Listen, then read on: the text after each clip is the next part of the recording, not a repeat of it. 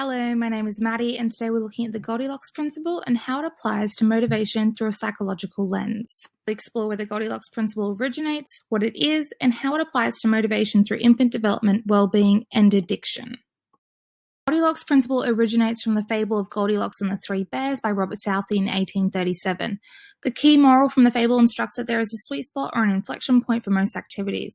As the young girl in the story, Goldilocks discovers, most activities are too hard or too easy, but there is generally a middle point that is just right for each individual. This is called the inflection point. The definition of the Goldilocks Principle applied to motivation asserts that in order for individuals to progress or find motivation, they must first find their inflection point of the desired activity. Then begs the question, how can the principle be applied to motivation? Let's have a look at infant development. Born into a chaotic environment that demands fast learning for development that must be processed from most important to least important in order for optimal growth and survival. Using the example of faces, how do infants know to remember grandma's face rather than some strangers? The principle can be applied here, as infants base their continued knowledge off of their existing knowledge. Knowing their parents' faces, they then seek out faces that are similar, not too easy like the ones they already know, and not too hard. Finding the inflection point for motivated learning then allows infants to absorb the crucial information and disregard complex information until they're developed enough to acknowledge it. This principle applied to well-being looks at promoting physical health, positive trait changes, internet gaming, and screen time.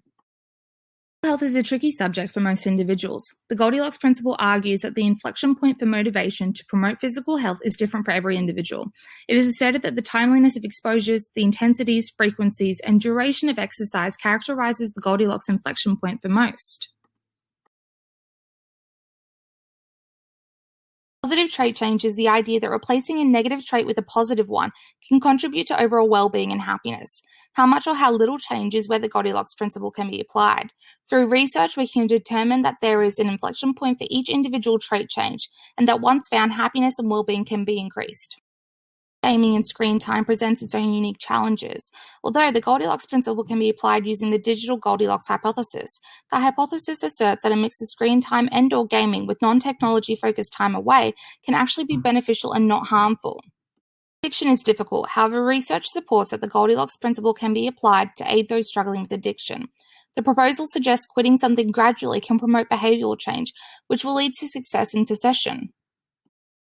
The Goldilocks Principle is a diverse hypothesis that can be applied to almost any aspect of life, especially motivation. Research at the moment is broad and focuses on niche topics like infant development, well-being, and addiction rather than the principle itself. Looking forward, more research is needed to sustain the principle independently before studying its consequences on more aspects of psychology.